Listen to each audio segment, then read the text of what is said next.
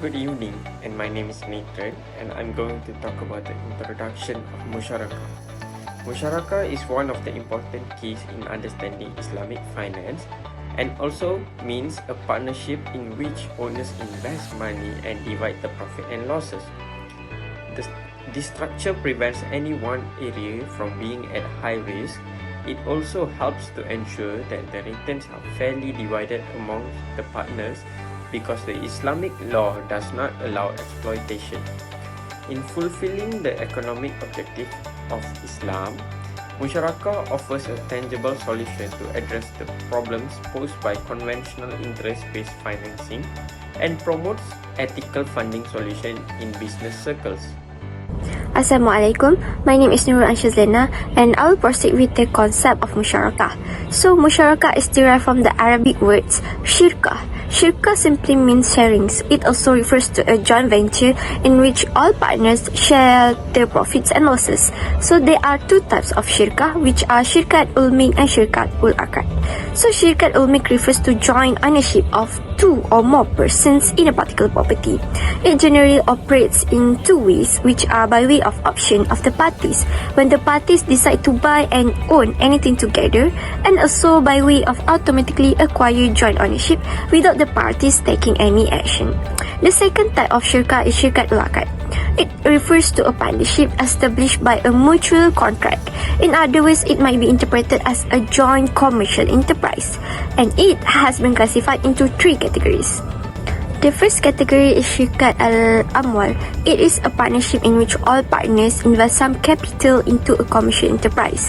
Secondly, Shirkat Ul-A'mal. It refers to a partnership in the business of services, in which all partners agree to provide some services for their consumers and divide the fee earned by them according to an agreed upon ratio. The third category is Shirkat Ul-Wujuh. It does not require any investment at all, but all of the partners simply buy the commodities at a different price and then sell them at spot. Then the profit is divided between them in accordance with an agreed upon ratio. Next, there are a few rules of Musyarakah that need to be complied with. Firstly, as Musyarakah form a contract between parties, a proper contractual agreement is required to form a legally binding contract. The agreement must be formed with free consent of all partners, free from any coercion, fraud, or misrepresentation. The net basic rules of Musyarakah is in terms of profit sharing. The general idea is that the profit sharing ratio must be agreed upon at the time signing the contract and must be a proportion of the business real earnings. Lastly is in terms of loss sharing. Losses must be shared in proportion to each partner's capital commitment, ensuring equitable risk distributions. And this approach guarantees that neither partner bears an undue burden of the losses, supporting mutual fairness and collaboration among partners. Musyarakah requires a clear profit-sharing ratio based on the actual profits rather than the capital contribution. This is to reflect the value of each partner's involvement. Partners have flexibility in determining this ratio to encourage active participation and fostering a collaborative environment. The ratio must be meticulously documented in the agreement to prevent disputes and ensure transparency, building the trust among partners and preventing potential disagreement. Musyarakah partnership have a profit distribution based on an agreed upon ratio, reflecting actual profits and capital contribution. Partners can adjust the ratio based on their time, skill, and efforts. This is to ensure fairness and promoting participations. Musyarakah prohibits fixed profits, ensuring returns are proportionally to the firm's performance. This promotes transparency and fairness, encouraging collaborative and shared responsibility and increase the likelihood of the venture success. This model encourages all partners to contribute their best efforts. In a Musyarakah partnership, losses are divided based on each partner capital contribution, ensuring fair risk distribution between all the partners. All Muslim jurists agree that each partner is responsible for losses according to their investment proportion. For example, if a partner invests 40% of the capital, they bear 40% of the losses. It cannot be more or cannot be less. Perhaps, if there are any conditions that contradict, will bring the contract invalid. According to Imam Hanafi, it stated that the ratio of the share of a partners in profit and loss both must be conformed to the ratio of his investment. It means that both profit and share must match the investment.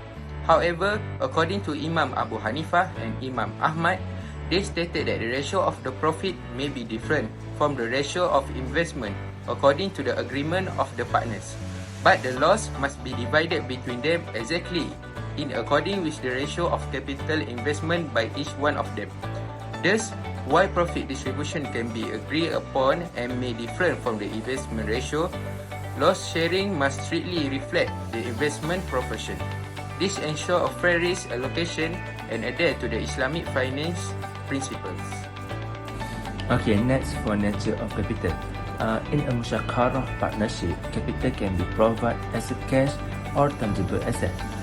Each partner's contribution must be accurately valued to ensure fairness. For the first one is non-cash contribution, such as a property or equipment, must be valued correctly with mutual consent. Secondly is proper documentation of this contribution help avoid conflict and ensure fair acknowledgement of each partner effort. So the musyarakah agreement should clearly outline this capital contribution, specifying their value and type to ensure transparency and a logical basis for profit and loss distribution. The musyarakah concept also demonstrates that each partner has an equal right to participate in the musyarakah management. Each may be assigned to the one partner or handled by both of them equally. If they agree and decided to ask one partner to handle the management, the other partner will become a sleeping partner. The sleeping partner will receive the profit based on the investment ratio and cannot ask for exceeding it. This demonstrates how defining management role and task clearly in ensuring to averting dispute and guarantee the efficient operation.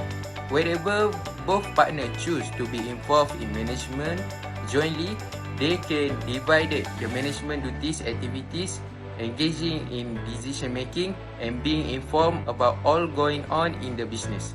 Sharing management enables all the partners' various skill and knowledge to be recognized.